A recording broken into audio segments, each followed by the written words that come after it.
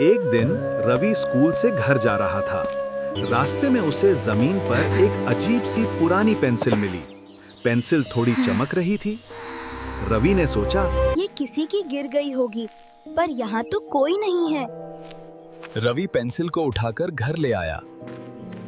उस रात रवि होमवर्क कर रहा था। उसने मजाक में कॉपी पर लिखा, काश मेरे पास 100 रुपए होते। जैसे ही रवि ने लिखना खत्म किया, टेबल पर अचानक 100 रुपए आ गए। ये कैसे हो सकता है? उसने फिर लिखा, मुझे एक नया स्कूल बैग चाहिए। और कुछ ही सेकंड बाद उसके बेड पर एक नया बैग रखा हुआ था। तब रवि को समझ आ गया, ये पेंसिल साधारण नहीं, जादुई है। तो जो भी मैं लिखूंगा। अब रवि रोज पेंसिल से चीजें लिखने लगा। नए कपड़े, पैसे, खिलौने, जो भी वो लिखता उसे मिल जाता। कुछ ही दिनों में रवि की जिंदगी बदल गई।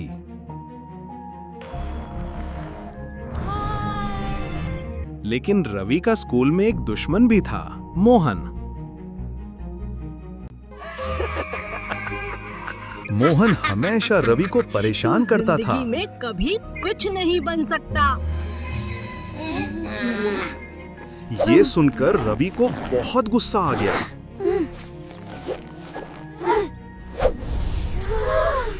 गुस्से में उसने अपनी कॉपी में लिख दिया, मोहन गायब हो जाए। और जैसे ही रवि ने ये लिखा, मोहन सच में गायब हो गया। रवि घबरा गया। स्कूल में हड़कंप मच गया। सब लोग मोहन को ढूंढ रहे थे। टीचर भी बहुत परेशान थी। थोड़ी देर बाद पुलिस भी स्कूल आ गई। बच्चों, मोहन अभी तक नहीं मिला है। हम उसकी तलाश शुरू कर चुके हैं, लेकिन असली राज अभी बाकी है। रवि का दिल जोर जोर से धड़कने लगा।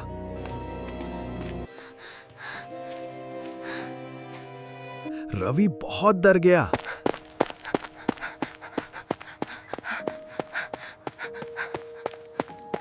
वो तुरंत घर भागा और पेंसिल उठाकर जल्दी से लिखने लगा। मोहन वापस आ जाए। लेकिन इस बार कुछ भी नहीं हुआ। रवि बहुत डर गया। डर और पछतावे से भरा हुआ रवि रोते रोते वहीं बैठ गया और धीरे धीरे उसकी आंख लग गई। नींद में रवि ने एक अद्भुत सपना देखा। उसने देखा कि चारों तरफ दिव्य प्रकाश फैल रहा है। उस प्रकाश के बीच 3 दिव्य स्वरूप दिखाई दिए, ब्रह्मा, विष्णु, शिव। ब्रह्मा जी के हाथ में एक जादुई पेंसिल थी। वो उसी पेंसिल से संसार की रचना कर रहे थे। तभी भगवान विष्णु मुस्कुराकर ब्रह्मा जी से बोले, ब्रह्मा जी, इस जादुई पेंसिल का उपयोग हमेशा अच्छाई के लिए करना। अगर कोई इसे गुस्से या बदले के लिए इस्तेमाल करेगा तो इसका जादू काम करना बंद कर देगा। ब्रह्मा जी ने सिर झुकाकर कहा, जैसा आप कहें प्रभु। और फिर ब्रह्मा जी उस जादुई पेंसिल से संसार की रचना करने लगे। कुछ समय बाद वहां पहुंचे नारद। जैसे ही वे आए, वे हमेशा की तरह बोले, नारायण नारायण। नारद जी ब्रह्मा जी के पास बैठ गए और उनसे बातें करने लगे। बातों बातों में नारद जी बोले, पिताश्री, ये जादुई पेंसिल मुझे दीजिए। मैं भी अपने हिसाब से संसार बनाना चाहता हूँ। ब्रह्मा जी तुरंत गंभीर हो गए। उन्होंने साफ साफ मना कर दिया। ये कोई खेलने की चीज नहीं है, इससे दोबारा मत मांगना। नारद जी को ये बात अच्छी नहीं लगी। कुछ देर बाद ब्रह्मा जी ध्यान में बैठ गए। तभी मौका देखकर नारद जी धीरे से उठे। उन्होंने जादुई पेंसिल को हाथ लगाया।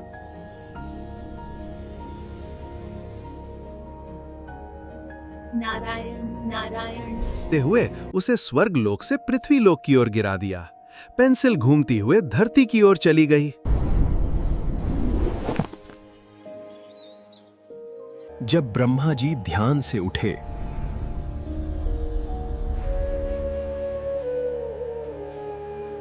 तो उन्हें जादुई पेंसिल कहीं नहीं मिली।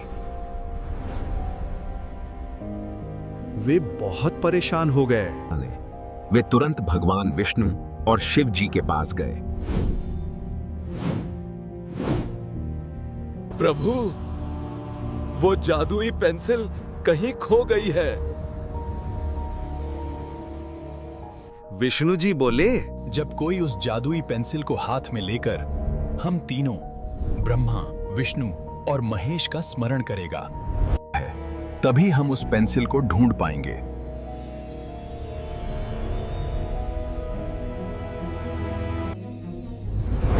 उधर उसी समय रवि अचानक अपने सपने से जाग गया। उसकी आंखों से आंसू बह रहे थे। अब उसे सब समझ आ गया था। उसने जादुई पेंसिल को हाथ में लिया और रोते होते भगवान को पुकारने लगा। ओम नमो भगवते वासुदेवाय। ओम नमः शिवाय।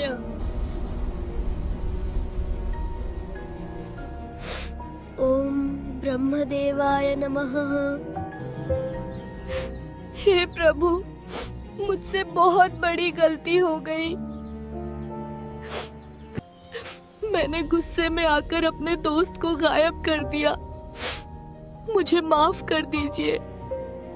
मैं वचन देता हूँ कि अब कभी इस शक्ति का गलत उपयोग नहीं करूंगा। कृपा करके मोहन को वापस कर दीजिए। रवि की सच्ची प्रार्थना सुनकर अचानक कमरे में तेज प्रकाश फैल गया। उस प्रकाश के बीच ब्रह्मा, विष्णु और महेश प्रकट हो गए। रवि डर गया और तुरंत उनके चरणों में गिर पड़ा। ब्रह्मा जी मुस्कुराए। उन्होंने कहा, रवि, तुमने अपनी गलती स्वीकार की है। यही सबसे बड़ी बात है। फिर उन्होंने रवि से जादुई पेंसिल ले ली। उस पेंसिल से लिखा, मोहन वापस आ जाए। जैसे ही उन्होंने लिखा, मोहन तुरंत अपनी माँ के पास वापस आ गया।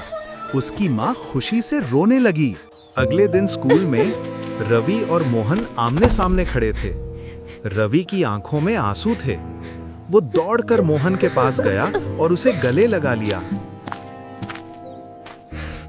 मुझे माफ कर दो। मोहन भी भावुक हो गया। दोनों दोस्त रोते हुए एक दूसरे से गले लग गए। उस दिन से दोनों सबसे अच्छे दोस्त बन गए। भाई लोग, इस वीडियो को बनाने में पूरा 2 दिन लगे हैं। प्लीज चैनल को लाइक सब्सक्राइब जरूर करना। इस कहानी से हमें 3 बड़ी सीख मिलती है। जय विश, शक्ति हमेशा अच्छाई के लिए इस्तेमाल करनी चाहिए। गुस्सा और बदला हमेशा मुसीबत लाता है। गलती मान लेने से भगवान भी माफ कर देते हैं। Like now, subscribe now, and press the bell icon.